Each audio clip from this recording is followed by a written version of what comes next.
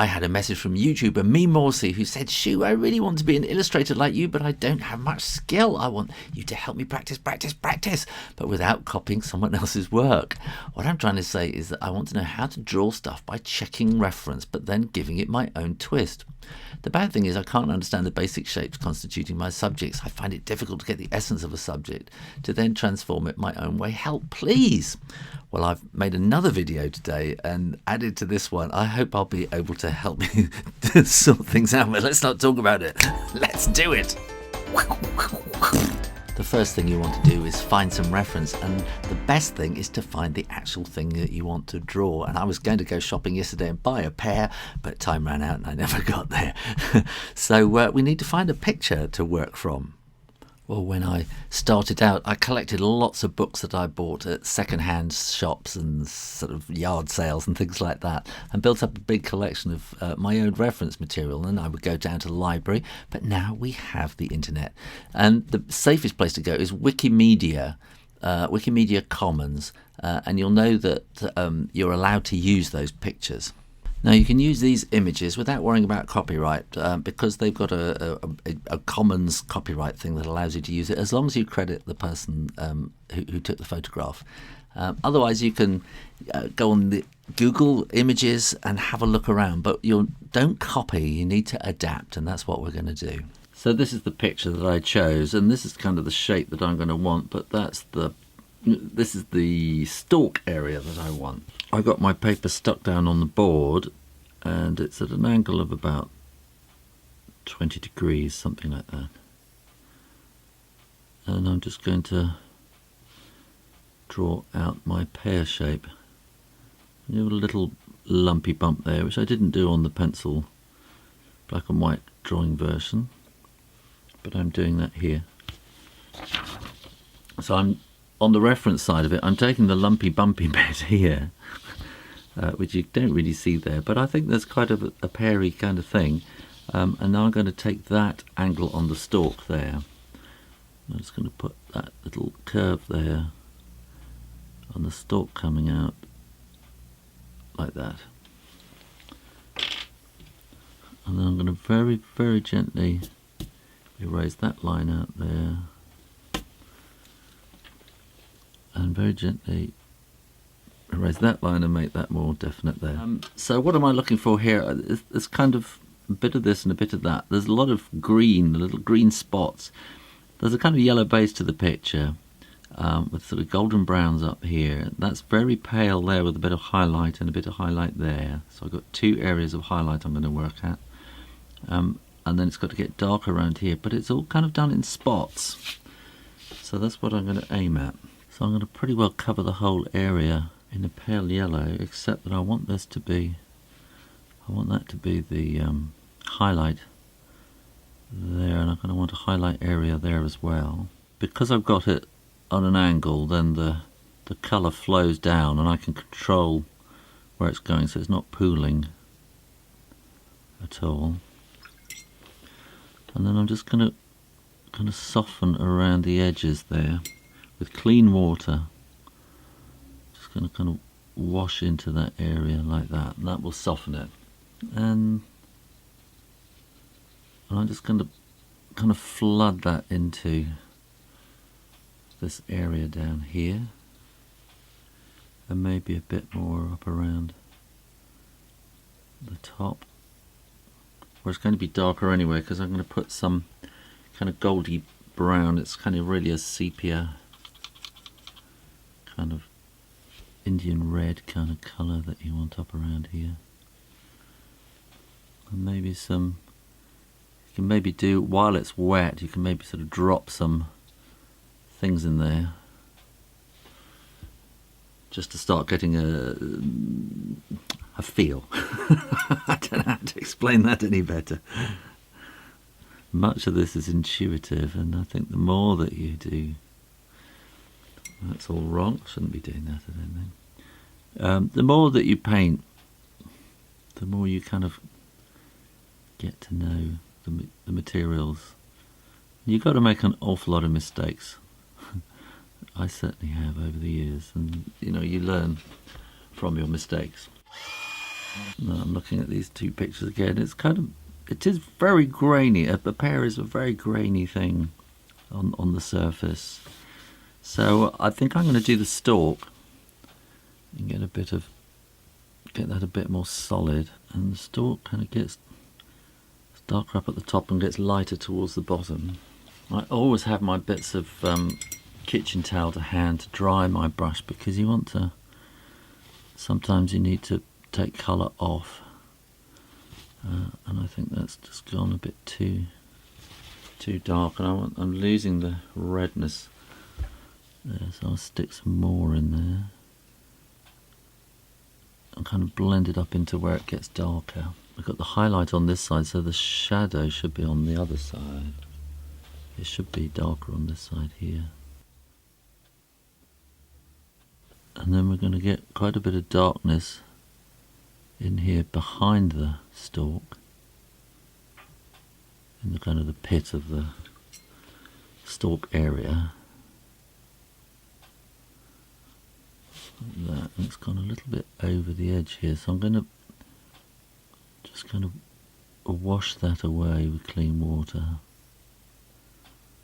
I'm not a great colour person, and I can't decide what colour this is down here. It's a kind of ochre-y, greeny colour, so I'm going to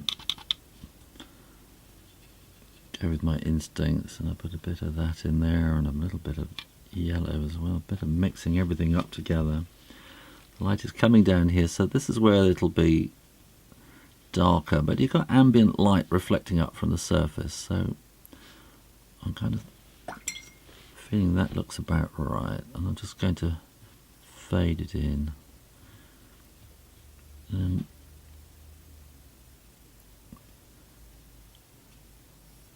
now I'm kind of allowing the brush to go dry and sort of pushing the edge of the paint out and making it spotty and dotty like the surface of a pear, and I think it's going to be an awful lot of just building up layers like that. And at the same time you can see there's this sort of golden brown area up at the top that I need to kind of work down. So I've got a kind of greenish area to work up, golden brown to go down, sort of reddy golden brown area. Make that more obvious around the top. Yeah. Yeah, I think that's probably the maximum I'm going to need, and I need to fade that into the highlight, and then I'll bring that down there a bit, and then I'm going to do the same kind of stippling effect, just padding the paper as I'm coming down. Maybe add some extra little bits of colour in up there.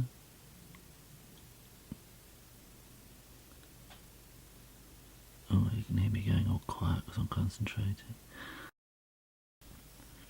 Have kind of a bit of a blemish around there, and then just be some tiny little hints of spottiness as it comes around there. And we're going to want some spottiness here as well, which will also go over onto the highlight, so don't feel that the highlight has to be just completely white. Now, I'm thinking about what's going to be going on down here, and I think I need to put some shade in now. And so what I'm going to do is I'm going to put a kind of a circle of clean water around, or an ellipse of clean water, and then I'm getting this colour. It's one of my favourite colours that I like. It's called neutral tint, and I'm going to use this for the shadow, which is going to be mostly on this side, but you'll get some on this side. And I'll just start working this out, adding clean water as I go, and then at some point it should kind of hit the clean water that I've already wet the page with, and then it'll just kind of fade into. I'm trying to make this really, really subtle. It's kind of a bit gritty here. There's something in the paint. I haven't really cleaned my palette out properly. So you'll find some colours in watercolours, particularly blues, are more gritty than others. And if you kind of mix them up, if you mix them up on the palette with water and then leave them, then the grit will fall to the bottom and you can kind of soak up the colour onto your brush and leave the grit behind. But sometimes you might want to use the grit, you know, so it's kind of, again, getting to know your materials, you know, which are gritty and which aren't. And here I'm just fading and pushing the paint around to get it into the areas that I want it to, so that it kind of goes all in a soft fade. There is a definite kind of darkerness around the edge, and I'm kind of holding back at the moment because I know that there's this kind of ambient light reflected up off the page, and I'm doing this on a white background, and when that's on blue, so that affects it, all sorts of things. Adding a bit more kind of brown in with this green here. So I'm going to give a nice darker edge up here, but I'll let it kind of fade out into where the shadow area, so I'll let the shadow take the edge and sort of show up the edge of the pear, if that makes any sense at all. And then I can do this kind of stippling, but make it much further apart down here.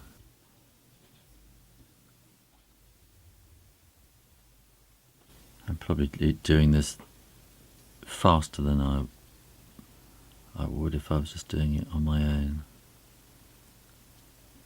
Because there's, you know, I kind of feel like the video's grinding on and people are watching and getting bored. And so, you know, there are one or two little bit, you know, there it's gone over, that kind of thing, but then that kind of adds to it. And then I think I need something a little darker and kind of slightly redder, some more kind of, it's burnt sienna. When I say red, I'm actually using burnt sienna, which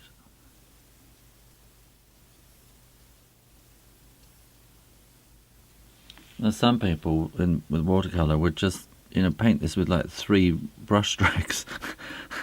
And it would look amazing, and this is my kind of style, and everybody has a different style. I add a little bit of orange in with my burnt sienna just to make it a little more orangey.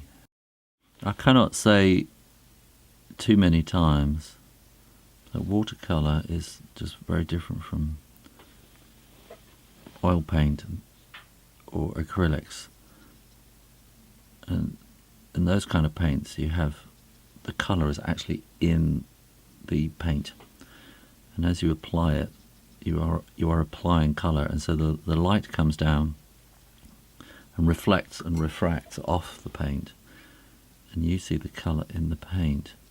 Whereas with watercolour, what you're doing is like the old, you know, film transparencies, and the light is coming from the paper through these transparencies that you're laying down. So start very thin and then just build up slowly, and then at the end you might want to put a few bits of solid colour on the top in white.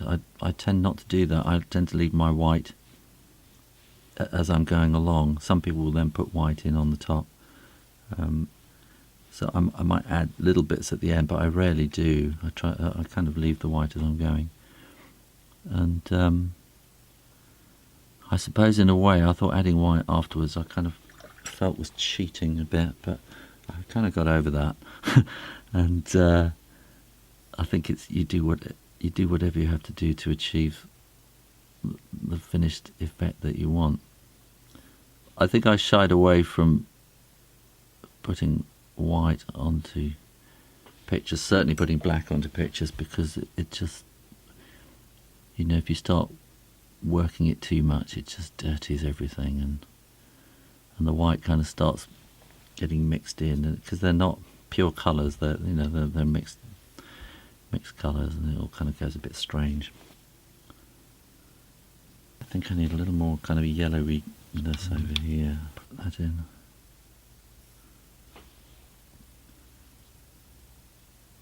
And fade that into the highlight area. Yellowy brightness coming around there. A little bit of kind of pinkiness up around here.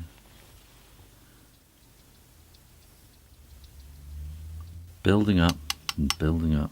Browniness down here. Such inexact terms, I'm sorry. I'm trying to keep this pale on the edge as a reflected ambient light. It's coming up from the table.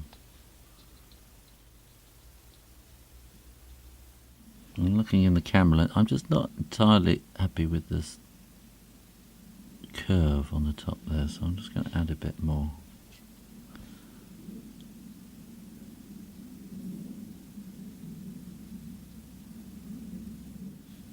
A little bit more. I want this to be quite a bit darker.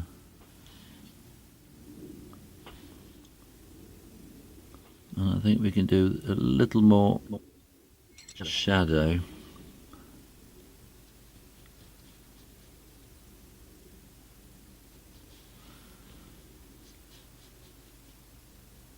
Again, this is cleaning the brush and just pulling the colour out with fresh water so that it just kind of fades. You just have to try all these things and see how they suit you. And I think, looking in the camera, I'm just slightly upset by this little wobble here. And I've just got fresh water and kitchen towel, and I'm just kind of thinning out the colour that's on there, and then just there. There we go. I'm much happier with that. There you go. How to paint a pear. Well, that was a long one for my new style channel. So what would you like to draw next week?